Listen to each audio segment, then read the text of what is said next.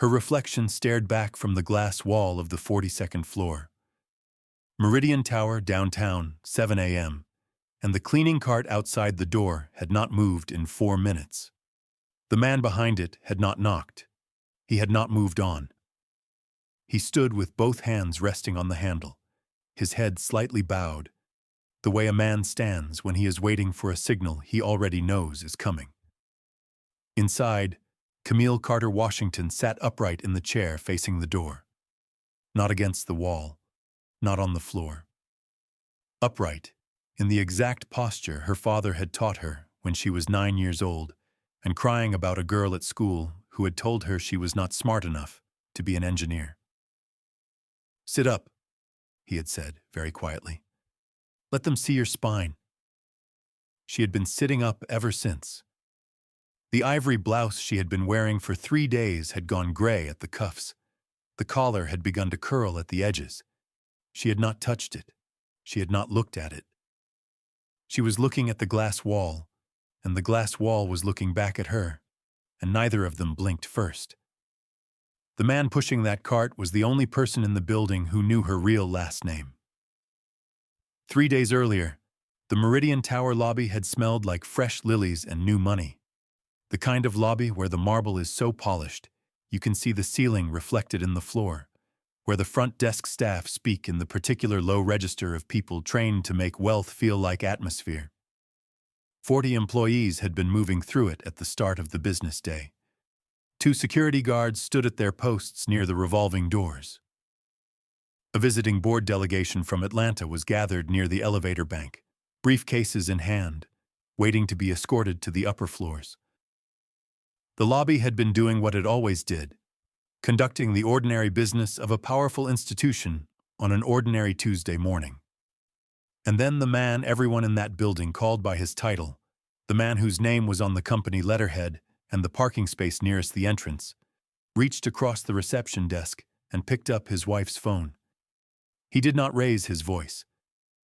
That was the thing people in that lobby would remember later, when they were telling the story to their spouses at dinner, when they were turning it over in their minds in the shower, when they were trying to explain why nobody moved to stop it. He did not raise his voice once.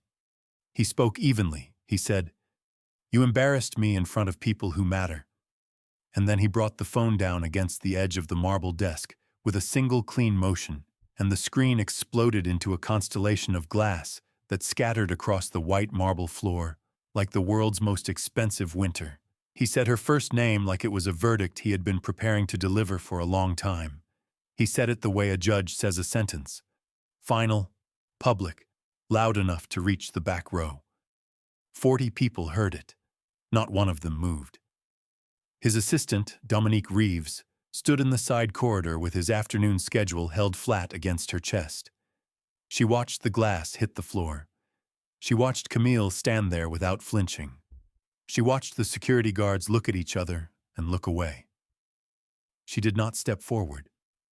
She did not look away either. She watched the way someone watches a thing they already knew was going to happen and had been waiting to see confirmed. Camille bent down. She picked up the largest piece of the shattered phone screen from the marble floor. She closed her right hand around it. She did not look at the blood that appeared in the crease of her palm. She straightened her back, and she walked to the elevator beside him, and she did not say a single word. The piece of glass was still in her hand 3 days later, pressed against her palm, not as a weapon, as a record, as proof that she had survived the moment the world had watched her break, and she had not broken. And she knew she had not broken because the evidence was right there in her hand, and she had held it through the night and through the next day and into the morning of the 3rd day when the cleaning cart stopped moving outside the door. She had known something was coming for longer than anyone realized. The knowing had lived in her body for months, not as a theory, not as a fear she could name, but as a physical fact, the way a structural engineer feels a load-bearing problem before the instruments confirm it. She had spent 20 years learning to read the stress points in things. She read them in concrete and steel. She had learned too late that she had also been reading them in the man she married, and that the reading was correct, and that she had overridden the data for reasons that had more to do with love than with logic. 8 years is a long time to learn the geometry of a person. 8 years is long enough to know exactly which silences mean nothing and which ones carry the weight of decisions already made in rooms you were never invited into. She met him at a rooftop fundraiser in Atlanta's Old Fourth Ward, back when she was 29 years old, and the city smelled like August and the particular kind of hope that belongs to people who are building something real. The event was the kind where old money and new ambition share the same glass of champagne and pretend not to notice the difference. She was standing near the railing with a glass she had not touched, looking out at the skyline the way she always looked at skylines, not for beauty, but for structure, for the load-bearing points and the sight lines and the questions only engineers ask about the things that hold a city up. He walked over and asked about the West Side Connector project. Not her dress, not her name first. The specific project, by name, with the span clearance over the rail yard quoted correctly. She had turned and looked at him with the full attention she usually reserved for load calculations. She had been careful about men for years. She let her guard down for one specific detail, on one specific evening, in the way that precise people sometimes do. The brass compass had been her father's. Master Sergeant Roland Carter, United States Army Ranger, a man who spent his life navigating difficult terrain and came home and raised 2 children to do the same.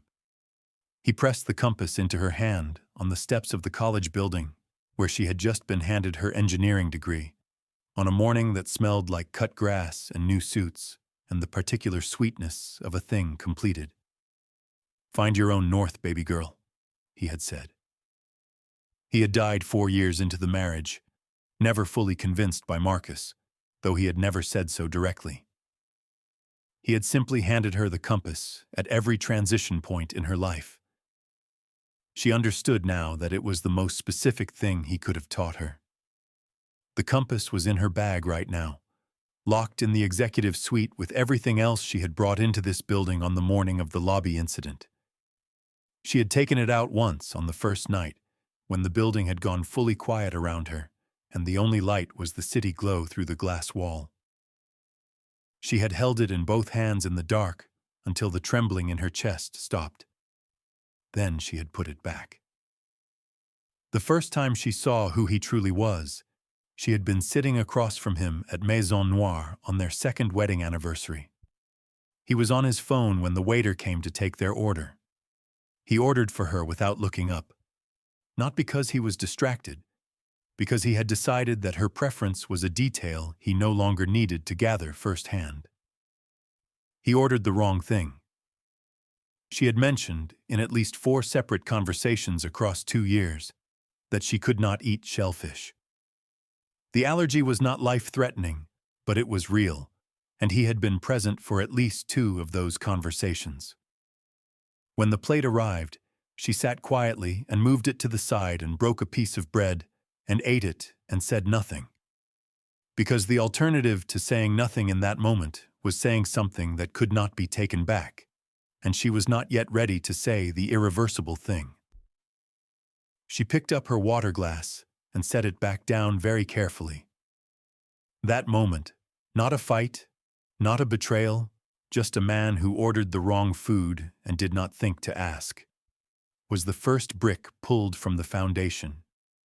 You never feel the building move when the first brick goes. You only feel it later, when enough bricks are gone. 2 years after the anniversary dinner, at a Meridian Tower investor gala on the 39th floor, he introduced her to a table of 12 people as my wife. She used to be an engineer. She was sitting directly beside him. She had 3 active contracts at the time. Her engineering license had been renewed 8 months earlier. She was consulting on a pedestrian bridge project in the West End, the neighborhood where her mother had lived for 40 years, a project she cared about in the particular way you care about work that will outlast you. She picked up her fork and held it and looked at the white tablecloth and counted to 4 inside her head. Then she smiled and extended her hand to the man across from her and said it was a pleasure to meet him and meant none of it. She drove home alone that night. She sat in the parking garage of their building for a long time, the engine off, the garage buzzing and empty around her. She opened her bag and took out the compass and opened it and watched the needle settle north, and she thought about her father, and she started the car and went inside. She did not leave. Not then. She had a reason to stay, and the reason was a folder she had not yet found, in a room she had not yet been locked in, containing a name she had not yet seen written in someone else's handwriting. The knowing in her body was telling her to wait. She waited. The cruelty did not arrive loudly. It expanded the way a hairline fracture expands, silently, under load, until the structure cannot be trusted anymore. Marcus began removing her from financial decisions one at a time, each removal framed as a convenience, as a simplification, as something he was doing for the household and not to it. One joint account was transferred to his name alone, then another. He used the word streamlining in the conversation, where he told her, the way a person uses a word they have practiced, testing whether it will hold the weight of the lie being placed on it. His mother, Gloria Washington, began appearing at their home without calling ahead. She moved through Camille's kitchen with the deliberate ease of someone conducting an inspection they already know the outcome of, opening cabinet doors and closing them a half-inch off from where they had been, rearranging the dish rack, picking up a photograph from the counter and setting it down facing a slightly different direction. She had never once called Camille by her first name. Not at the wedding, not at holidays, not in 8 years of Sunday dinners and birthday gatherings and every occasion that passes between a woman and the family she married into. Always Marcus's wife, as if the name were on loan, as if the lease could be terminated. And then there was Dominique. Dominique Reeves was precise, ambitious, and possessed of the particular intelligence of someone who knows exactly how to make themselves indispensable to the right person. Over a period of months, she built a careful story and delivered it to Marcus in pieces. The way you feed a slow-burning fire, just enough fuel to keep it hot without letting it become uncontrollable. She told him that Camille had been sharing confidential information about his financial decisions with Jerome Ellis, the senior board member, using a social relationship as cover. The lie was calibrated perfectly to the shape of Marcus's specific insecurity, which was the fear of being outmaneuvered by someone he had underestimated. The lie was not wild. It was not dramatic. It was the kind of thing a man like Marcus could hold in his hands and feel the weight of and decide was real, because it confirmed what he already suspected, because suspicion was where he lived, because he had spent years in rooms where people wanted things from him, and he had learned to read betrayal into ordinary behavior. He never investigated. That was his fatal blind spot.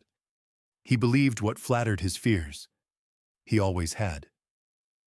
It was the one crack in the foundation of a man who presented himself as a careful thinker. The single load-bearing point where everything was eventually going to give. Camille came closest to breaking 6 months before the lobby. She had attended a board meeting she had not been formally invited to, something she had been doing for 3 years, walking into rooms that forgot to include her, sitting down, contributing, leaving with nothing credited to her name. Afterward, in the parking garage, she sat in her car for 22 minutes. Her hands were on her thighs. The garage was empty and humming. She opened her bag and found the compass and held it in both hands and breathed until her chest stopped feeling like a closed room. Then she started the car. She did not cry. She had not cried in months. There is a kind of strength that looks from the outside, like the absence of feeling, and is actually the presence of a decision about where the feeling is allowed to go and when. The folder fell on the morning of the second day. She had been learning the building's rhythms since the first morning, not consciously, but the way a person learns any environment they are locked inside, through the body, through repetition, through the particular attention that confinement sharpens. The HVAC system ran on a cycle. At 6 a.m., it sent a low vibration through the walls, a sustained hum that moved through the floor and up through the chair legs and into her. On the second morning, she felt it coming before it arrived, and she watched the filing shelf on the east wall shudder when the vibration reached it, and she watched the manila folder at the top slide forward, and she watched it fall open on the floor 2 feet from her chair. She looked at it from the chair for a long time. She did not lunge for it. She did not move quickly. She leaned forward slowly and picked it up the way you pick up something that might be important enough to change everything. The folder held a Meridian Tower internal transfer document. Date: 14 months prior. Amount: $2.3 million. Moved from a subsidiary account into a private limited liability company. Company name: Nova Bridge Solutions. She read the name. She read it again. She set the folder on her knee. She reached into her bag and took out the brass compass and turned it over in her left hand. Once, twice, 3 times, before she set it on the chair arm. She knew that name. She had written it 4 years ago in a private journal, at the kitchen table in the house she shared with this man, in the late-night quiet that follows a long day of work. She had been writing about the engineering firm she intended to build when the time was right, what she would name it, what its first project would be, what it would mean to put her own name above the door. She had written Nova Bridge Solutions in black ink on a lined page and underlined it once. She had told Marcus about it that same week, over coffee, in the casual way you share a private dream with the person you believe is safe. She had never written it anywhere else. She had never mentioned it in a meeting or an email or a professional conversation. She had said it once, in her own kitchen, to her own husband, as something that belonged to her future. And now it was the name on a shell company holding $2.3 million of public money, and his signature was at the bottom of the transfer document, and the compass needle was pointing north without wavering. She had already made one decision before the door opened. On the morning of the 3rd day, the door opened. The man who opened it wore a Meridian Tower maintenance uniform. He was tall and wide through the shoulders, with the particular economy of movement that belongs to people who have learned to operate in tight spaces under pressure. He set the cleaning supplies inside the doorframe. He looked at her. He said, "I've got the car downstairs, Cammy." Nobody had called her by that name since she was 11 years old, since the summer before middle school, since the last summer they had all lived in the same house together before the army took him and the years took everything else the way years do. She looked at her brother for a long moment. Then she stood up, picked up her bag, and walked out. His name was Darius Carter. He had taken their mother's surname after his second deployment, during the long, quiet process of building himself back into a civilian, of learning to sleep through the night again, of finding a life that fit the shape he had become. He had been at Meridian Tower for 6 months. He had applied for the job 2 weeks after Camille called him from a number he did not recognize, using a code they had invented as children for situations their parents were not supposed to know about. He had come home without telling anyone. He had put on the uniform, and he had watched. Marcus had seen him 3 times in 6 months and had never once focused his eyes on Darius's face. That was the thing about men who measured other people by their titles and their parking spaces. They moved through the world surrounded by an entire class of people they had trained themselves not to see. It was a kind of blindness they cultivated deliberately, and it would be exactly what undid them. Darius had not acted immediately after the lobby incident, because Camille had asked him not to. In the single moment they had together before she got on the elevator, 30 seconds, maximum, while Marcus was speaking to the security desk, she had pressed the broken phone screen shard into Darius's hand and closed his fingers around it. He understood. He was Special Forces. He had spent years learning the difference between a retreat and a deliberate repositioning, between a moment to act and a moment to gather. He gathered. He drove her to a hotel room booked under his own name. Their mother was already on a three-way call before Camille sat down on the edge of the bed. Evelyn Carter had spent 30 years as a federal court clerk in Atlanta. She had spent those 30 years learning what documents meant and whose desk they needed to reach and in what order. She had a voice that cut through the particular fog that descends after a traumatic event, a voice trained to be clear when everything around it was noise. "Baby," she said, "describe everything in that folder to me, word for word. Do not skip anything." And Camille described it, and Evelyn listened without interrupting. And when Camille finished, there was a silence on the line that lasted exactly 4 seconds. Then Evelyn said, "All right, I need 72 hours." What she built in 72 hours was a case, not a theory, not a suspicion, a documented, sourced, time-stamped case with 4 levels of implication, each one wider than the last, each one pulling back the frame to reveal more of the architecture of what had been built while Camille was standing inside it and not seeing it from the outside. The first revelation came from the Meridian Tower maintenance logs. Darius had clearance for the executive floor, had walked past that suite 300 times, had learned the keycard access records as part of a routine security audit he had requested through proper channels 2 months after he started.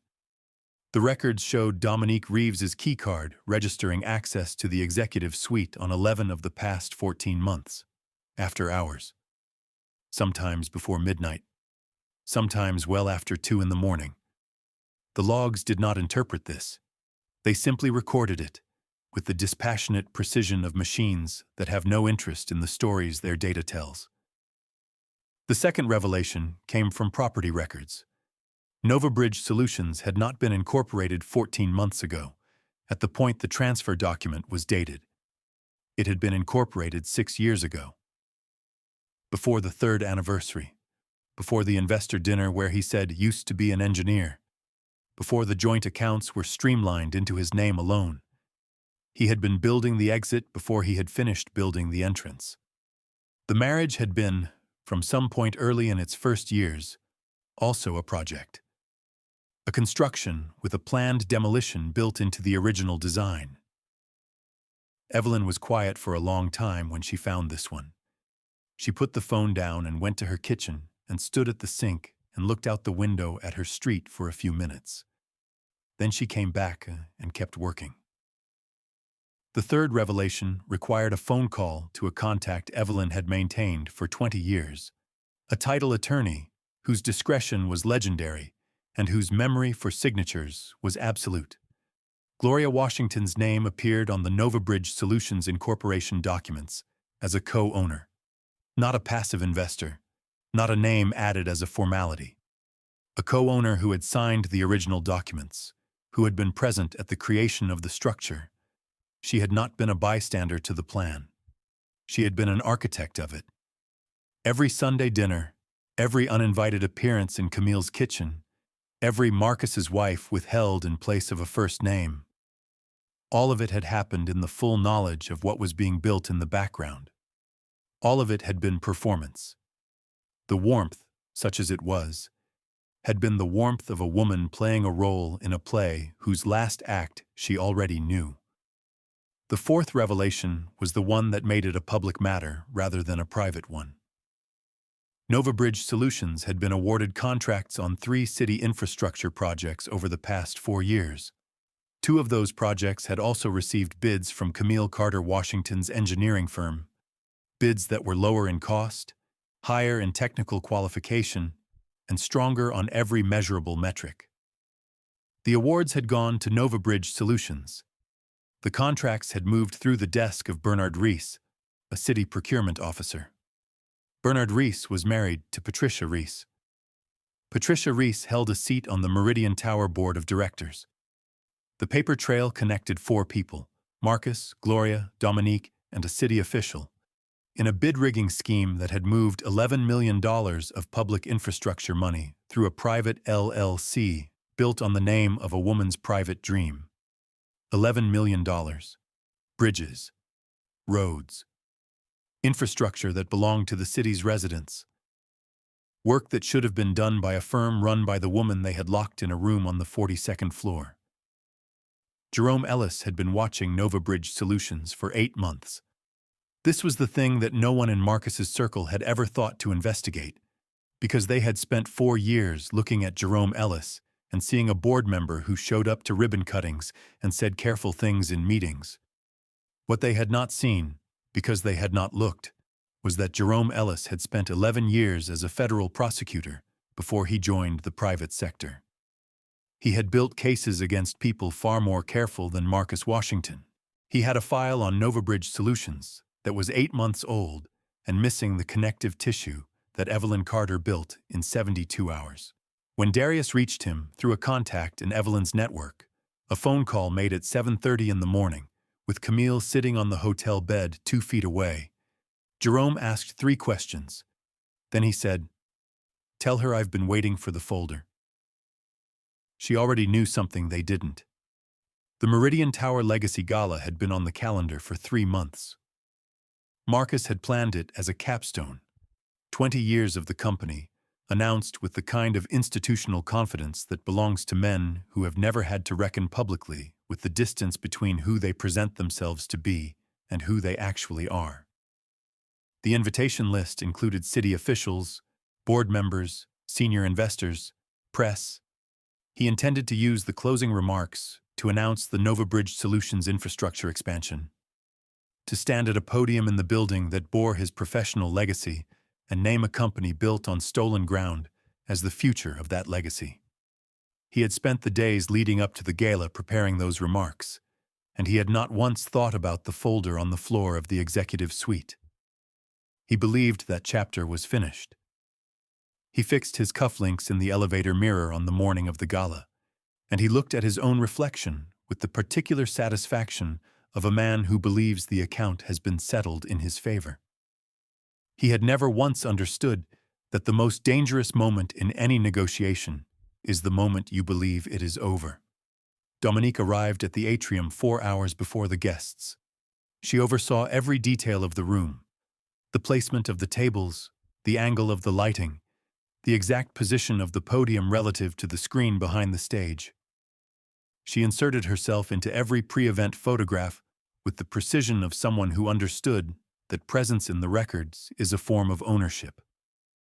She had begun telling people she was Marcus's executive partner. The word assistant had not left her lips in weeks. She said the word partner the way someone says a word they have been rehearsing in private for a long time. She did not notice Jerome Ellis enter through the side corridor.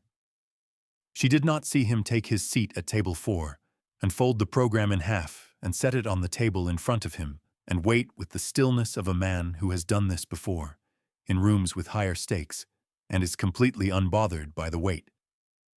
Darius drove Camille from the hotel and dropped her at the entrance at 8:44 p.m. He parked the car and changed back into his uniform and entered through the service corridor and took his position. He had a cart. He had the envelopes. He had spent 6 months learning which tables faced the stage and which officials sat nearest the exit and how long it took to cross the atrium floor when the room was full. He had planned this the way he planned everything that mattered, thoroughly, quietly, with no margin for error. She entered the atrium at 8:47 p.m. Her mother's deep navy gown had been altered at the hem and at the shoulder. It fit the way inherited things fit when the inheritance is real, with history in the seams, with the weight of a woman who had worn it to her own difficult evenings and come home still standing. The gown did not announce itself. It simply moved the room's attention the way structural anchors move load, quietly, completely, without needing to explain what they are doing. The brass compass was in her right hand, open, not in her bag. She carried it the way her father had taught her to carry it, as an instrument, not an ornament. She walked to table 4 and took the empty seat beside Jerome Ellis without speaking. He looked at her once and nodded once and returned his attention to the stage. She set the open compass on the table in front of her and folded her hands. Marcus saw her from the stage during the reception remarks. His smile held for 3 full seconds, long enough for the room not to notice. Then it became something else. Not rage, not fear, but the specific stillness of a man whose calculation has just failed to resolve and who is managing the gap between his face and his thoughts in real time. He kept talking. He kept smiling with his mouth. His eyes did not leave table 4. Jerome Ellis rose during the open remarks segment. He had been placed on the agenda 3 weeks earlier, listed as a board member speaking to the company's legacy. Every credential was legitimate. Every arrangement was above board. He did not begin with drama. He began with the incorporation date. He put the document on the screen. He read the date aloud and let the room absorb it. Then he moved to the transfer documents and the bid records, side by side. The numbers from Camille's firm and the numbers from Nova Bridge Solutions and the contracts awarded to the higher bid, with the city official's authorization at the bottom. He named each document as he showed it.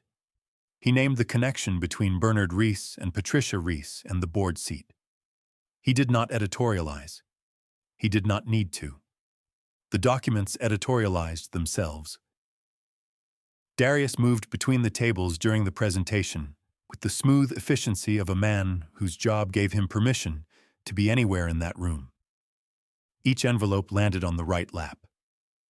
Not one missed. The city officials opened theirs. The senior board members opened theirs. The press photographer began shooting the screen, then the room, then the faces. The recording was last, captured on a secondary device that Camille had been carrying in her bag since the morning of the lobby incident. The same morning her primary phone was smashed against the marble desk. She had a backup. She had planned for the possibility of this moment for longer than anyone in that room knew, which was the thing about a woman who had spent 20 years learning to read stress points and structures. She read them before they became crises. She had activated the recording function on the backup device the moment Marcus told her she had embarrassed him in front of people who mattered. The recording captured every word spoken in the executive suite across 72 hours, including the conversation, dated 3 weeks before the lobby, in which Marcus and Dominique discussed the plan to document Camille's instability as grounds for removing her from any claim on the Meridian Tower assets. The word instability sat in the atrium's air like something that had been living in the walls and had finally been released. Marcus's collapse happened in 4 visible stages, each one pulling something away from him that could not be replaced. The smile left first. It did not become a frown. It did not become anger. It simply ceased. His face became a surface without an expression, which was worse than any expression it could have held, because it revealed the machinery beneath. He looked at Dominique. She was already facing the exit. She had turned in her seat before the recording finished playing, and she was calculating the distance to the door with the focused attention of someone who has accepted that the structure they were standing on is gone and is now only thinking about the ground on the other side. He looked at his mother.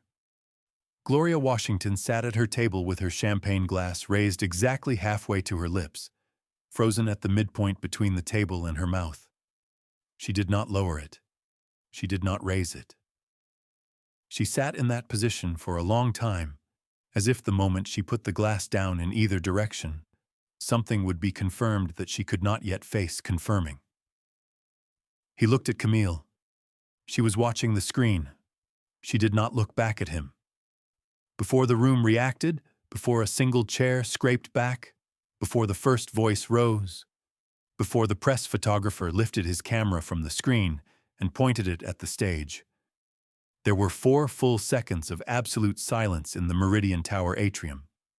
4 seconds in which the building breathed and the room held its breath and everyone present understood, in the particular wordless way that large groups of people sometimes understand things simultaneously, that what they had just witnessed could not be undone. Camille used those 4 seconds to reach forward and close the brass compass. She picked it up and set it on the table in front of her with both hands, gently, the way you set something down at the end of a long journey. She sat with her hands open on the table and let the room come back to life around her. Marcus was escorted from the gala before the program ended. 2 men who had been positioned near the east corridor since before the doors opened walked to the stage and spoke to him in voices too low for the room to hear, and he went with them, and the door closed behind him in a way that the room felt more than heard. His board seat was suspended before sunrise. The Nova Bridge Solutions contracts were frozen by the city comptroller's office before 9 the following morning.